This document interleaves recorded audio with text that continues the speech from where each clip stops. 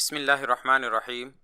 Islamic information channel کے سب بہن بھائیوں کو السلام علیکم ورحمۃ اللہ وبرکاتہ۔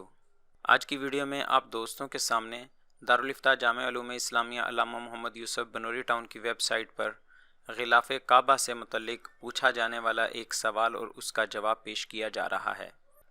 ویڈیو میں آگے بڑھنے سے پہلے آپ دوستوں سے گزارش ہے کہ معیاری اسلامی معلومات کے لیے ہمارے چینل کو ضرور سبسکرائب کریں اور آنے والی ویڈیو سے باخبر رہنے کے لیے بیل آئیکن پریس کریں۔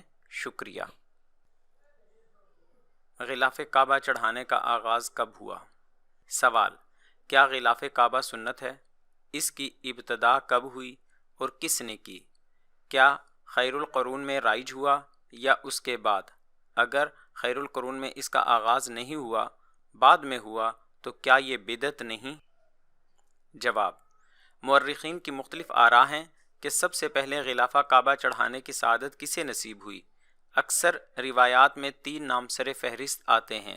نمبر 1 سیدنا اسماعیل علیہ السلام، نمبر 2 عدنان، نمبر 3 شاہ طبع اسعد الحمیری۔ اسلام کی تاریخ میں سب سے پہلے حضور اکرم صلی اللہ علیہ وآلہ وسلم نے فتح مکہ کے دن یمن کا بنا ہوا سیاہ رنگ کا غلاف کعبہ شریف پر چڑھایا، اس لیے کعبہ شریف پر غلاف چڑھانا سنت ہے۔ مزید تفصیل کے لیے مکہ مکرمہ کی تاریخ پر مشتمل کتب ملاحظہ کی جا سکتی ہیں، اور آج تک یہ سنت امت میں اسی طرح بغیر کسی نکیر کے جاری ہے۔ دارالفتاح جامع علوم اسلامیہ علامہ محمد یوسف بنوری ٹاؤن۔ جزاک اللہ خیرہ۔